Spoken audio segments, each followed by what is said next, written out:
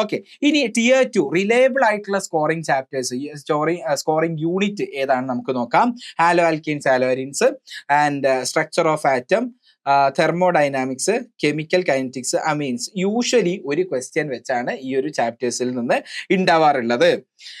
And Tier 3 അഥവാ trap chapters എന്ന് പറഞ്ഞാൽ അത്ര അധികം ഇമ്പോർട്ടൻ്റ് അല്ലാത്ത chapters, biomolecules, D&F block, periodicity, some basic കോൺസെപ്റ്റിൽ നിന്നും ഇതുവരെ ഒരു ചോദ്യവും ചോദിച്ചിട്ടില്ല. It doesn't mean that some basic concept പഠിക്കണ്ട എന്നല്ല ഞാൻ പറഞ്ഞതിന്റെ അർത്ഥം. ഡയറക്റ്റ് ക്വസ്റ്റ്യൻസ് ആ ചാപ്റ്ററിൽ നിന്നും ഇല്ല, പക്ഷേ അതിനെ ബേസ് ചെയ്തിട്ട് ഒരുപാട് ന്യൂമറിക്കൽ ക്വസ്റ്റ്യൻസ് ചോദിച്ചിട്ടുണ്ട് താനും. അപ്പം ഈ ഒരു ചാപ്റ്റേഴ്സിനെ നമുക്ക് ലോ ഇമ്പോർട്ടൻ്റ് അല്ലെങ്കിൽ ലീസ്റ്റ് ഈൽഡിങ് ചാപ്റ്റേഴ്സ് എന്ന് പറയുന്ന കാറ്റഗറിയിൽ നമുക്ക് ഉൾക്കൊള്ളിക്കാൻ പറ്റും.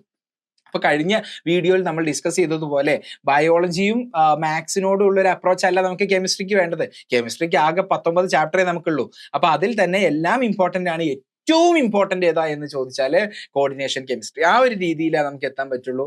അല്ലാതെ മാത്സും ബയോളജിയും ചെയ്തതുപോലെ സ്ട്രാറ്റജിക്കലി നമുക്കൊരു സാധനം കംപ്ലീറ്റ്ലി ഒന്നും എലിമിനേറ്റ് ചെയ്യാൻ പറ്റില്ല. ബയോമോളിക്യൂൾസ്, D&F, പീരിയഡിസിറ്റി ഒക്കെ വേണമെങ്കിൽ ഒരു പ്രയോറിറ്റി ഓർഡറിൽ താഴെ വരുന്ന ചാപ്റ്റർ ആണ് എന്ന് പറയാനേ നമുക്ക് സാധിക്കുള്ളൂ.